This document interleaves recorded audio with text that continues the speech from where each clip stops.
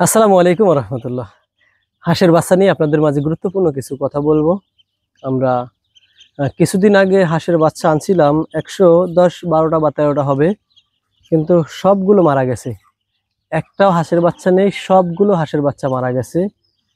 কি কারণে মারা গেছে আর এই হাঁসের বাচ্চাগুলো কেন মারা গেল, বিষয়গুলো আপনাদেরকে জানা দরকার। পরবর্তীতে আমরা আবার ডিম ফোটার পরই কালকে আবার 120 পিস হাঁসের বাচ্চা নিয়ে আসছি, তার ভিতর আবার 2টা মারা গেছে। এখন বিষয় হলো হাঁসের বাচ্চা কেন মারা যায় বা আগেরগুলো কেন মারা গেছিল, আসলে একটু সবার জানা দরকার। যে প্রথমে যখন হাঁসের বাচ্চা আমরা এগুলো নিয়ে এসেছিলাম, এই হাঁসের বাচ্চাগুলো 2-1 দিন আটকেই রাখা হয়েছিল, 2 থেকে 3 দিন এরকমের হয় বা 4-5 দিন আটকিয়ে রাখার পরে আমরা এই হাঁসের বাচ্চাগুলোকে একটা ঘরের ভিতরে, যে একটা ঘর আছে সামনে, এই ঘরের ভিতরে রাখছিলাম।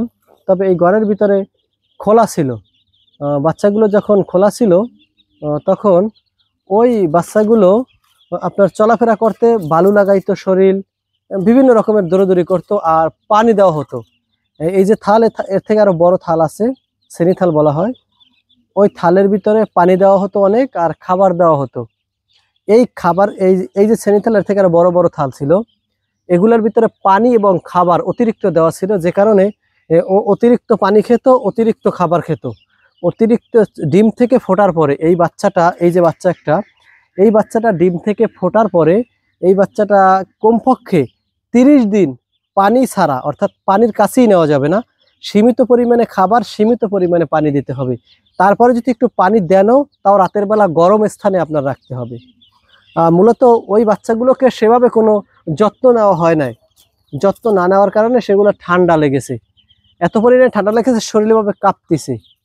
শরীর এভাবে কাঁপার কারণে সেই বাচ্চাগুলো কিন্তু নষ্ট হয়েছে। আপনাদেরকে যদি একটু দেখাই, এই যে বাচ্চাগুলো, এই বাচ্চাগুলোকেও খাবার দেওয়া হয়েছে, পানি দেওয়া হয়েছে, কিন্তু যেই খাবারটা দেওয়া হয়েছে এই খাবারটা হলো প্রথমে পানিতে ভিজানো হয়েছে, তারপর নরম খাবারটা দেওয়া হয়েছে, এখন রোদে শুকিয়ে গেছে। আর অনেক বাচ্চাগুলো একটু যে পানিতে, এখানেও দেখেন ভিজে গেছে, কিন্তু এজন্য রোদের ভিতরে রাখা হয়েছে, শুকাইলে আবার ছায়ার ভিতরে রাখা লাগবে, কারণ এগুলো একটু ভিজে গেছে। কারণ এগুলো এজন্য ভিজছে, কারণ এই পানির যে ছোট একটা পট, এগুলো ওই যে পট এগুলো দেওয়া ছিল, একটা পট আছে, এই পটের ভিতরে পানি দেওয়া হয়েছে, তারপর এখান থেকে খাইয়া ওর শরীর ভিজেই ফেলাইছে। এখন এদেরকে না শুকানো হয়, যদি এদেরকে না শুকাইলে এরা কি করবে, এই ঠান্ডাটা এদের শরীরে বইবে। যেমন এদের কুসুম থেকে বের হয়েছে মাত্র 2 দিন বা সর্বোচ্চ 3 দিন হবে, তা 2 থেকে 3 দিন যদি কুসুম থেকে বের হয়, এখন এই বাচ্চাটাকে যদি আপনি অতিরিক্ত ঠান্ডা লাগান দেন, অতিরিক্ত শরীরটা ভিজে, তার ঠান্ডাটায় শরীরটা একদম নরম হয়ে যায়। আর নরম হয়ে যাওয়ার কারণে যে কোনো সময় এই বাচ্চাটা মারা যেতে পারে বা ঠান্ডা লেগে যেতে পারে। এজন্য তাই হাঁসের বাচ্চা যারা পালন করেন, আমি কিন্তু একেবারে পুরান যে বা অভিজ্ঞতা সম্পর্কে সবকিছু জানি ও সবকিছু বিষয় এমনটা না। হয়তো আমার সাথে যে ঘটনাটা ঘটছে, সেই ঘটনাটা আমি আপনাদের মাঝে শেয়ার করছি, অন্য কোনো বিষয় না।